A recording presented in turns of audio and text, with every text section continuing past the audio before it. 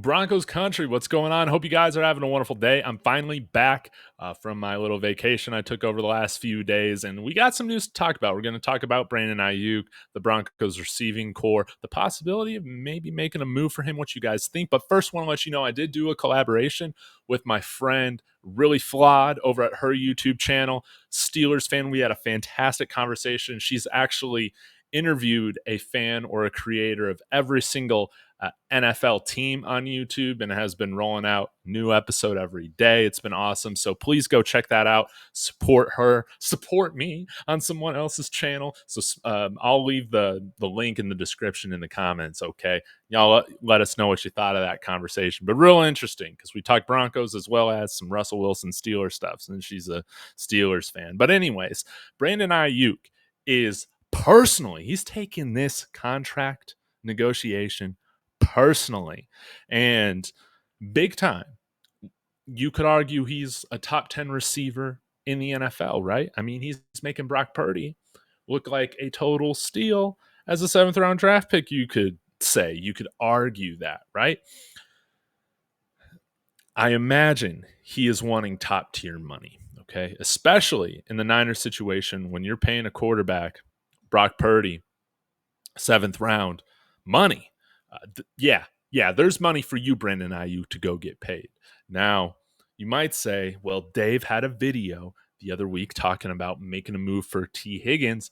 Does he want to make a move for Brandon Aiyuk? That would only make sense, right? Yes, it does, but wrong. I don't want us to go after Brandon Aiyuk. I don't want any guys that are going to make this a larger distraction than what it needs to be. I think sometimes in contract negotiations, your true colors show in a sense. And some people that comment on this channel might think, and I've seen the comments, they say, Cortland Sutton, diva, crybaby. I've never seen any of that diva or crybaby behavior. I mean, if you're looking at certain tweets, all guys tweet nowadays. I'm not really reading too much into that unless you're Jerry Jeudy going back and forth with media members and fans like a weirdo. Just odd, right?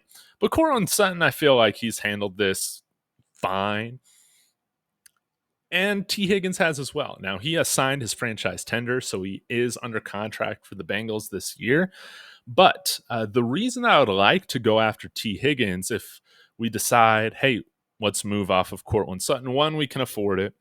With Bo Nix being on this rookie deal, with Russell Wilson's cap hit being gone after next season, we should have plenty of money to pay him the majority of that deal when our cap is in a very favorable position. But also, I like the idea of going after wide receivers that are kind of seen as a little bit more of a bargain. Like, look at Stephon Diggs when the Bills traded for him. And his contract was kind of a bargain at the end of the day. Of course, I think he signed a second one, if I remember correctly, which is then when they dealt him. But originally, when he was brought over from the Vikings, he was kind of seen as that second option on the Vikings that maybe could become a number one. And then you saw he became like a top 5 wide receiver in the NFL. If the Broncos make a move for a wide receiver, that's the type of methodology or philosophy I'd like them to take, is go after somebody that might be a little bit more of a bargain on a little bit cheaper of a deal. I'm fine paying a wide receiver one on this team more than $20 million if I feel like they're worth that talent. I feel like Tee Higgins is worth that money. I feel like Tee Higgins is the type of talent to where that makes sense. And if you give him a larger role outside of Jamar Chase, who knows what can happen, right? He could end up being a nice bargain for 3-4 years, and then we can decide what else to do. But that's the type of approach that I would take. I wouldn't want to give up prime draft capital for somebody like Brandon Aiyuk. And then to me, what I feel like he wants is to be the highest paid receiver in the NFL, which I don't think Tee Higgins, one, thinks he deserves, and two, I mean, he doesn't. When you look at his production, he just doesn't. So that's kind of what I would prefer. I think that Tee Higgins is a better receiver than Cortland Sutton, and when you look at the cap numbers, there really wouldn't be much of a difference a slight increase from Tee Higgins compared to Cortland Sutton on what he would take up in terms of the cap. I don't really care about the cash. This is the Walton Penners money to spend, and they're by far the richest owners in the NFL. So I'm not going to care saying, man, I don't care what kind of cash they're giving him one year compared to the other. That doesn't matter to me, and we can afford it. And they've shown that they're willing to spend when they feel like it's on the right things, whether that's on the talent or on the facility, all of that. So y'all let me know your thoughts. Now, I do understand that some of y'all are like, hey, we got this young wide receiver core. Let's just let this thing ride. I understand. I think that's kind of fun.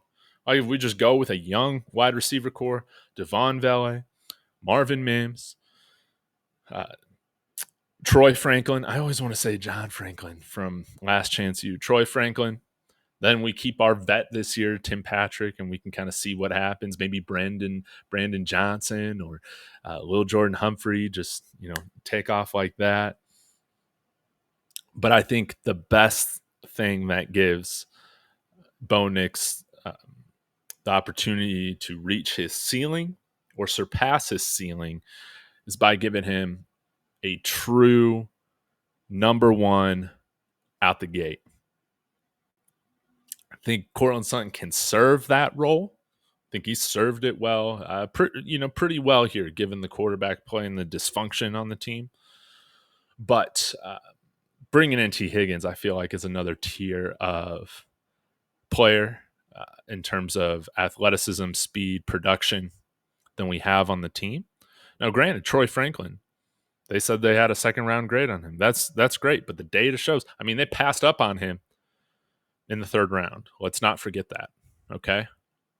Now, say they had a second-round grade on Jonah Ellis too, so I think you got to take some of those comments sometimes with a little grain of salt. At the end of the day, Troy Franklin is a fourth-round wide receiver.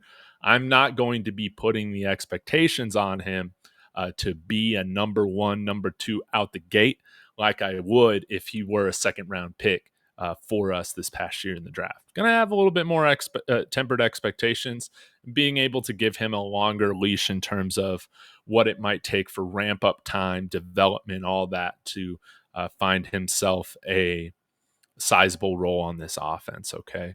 In the meantime, while we're developing these guys, why don't we have a guy on the team that can truly take double coverage, command double coverage, so that we can allow our other young weapons, like I said, Marvin Mims, Troy Franklin, Lucas Kroll, all of our running backs to just eat in the passing game, right?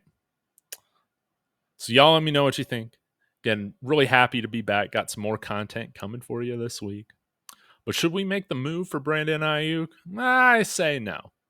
Let's see if there's an opportunity to acquire Tee Higgins, especially since they drafted that wide receiver out of Alabama in the third round that I'm forgetting his name right now, even though he's on my fantasy team. Can't remember that right now, but anyways, guys, thank you so much. I'm going to get out of here. Smash that like and subscribe, and be sure to check out my collaboration with Really Flawed, previewing the Broncos season this year. Thanks so much. Go Broncos.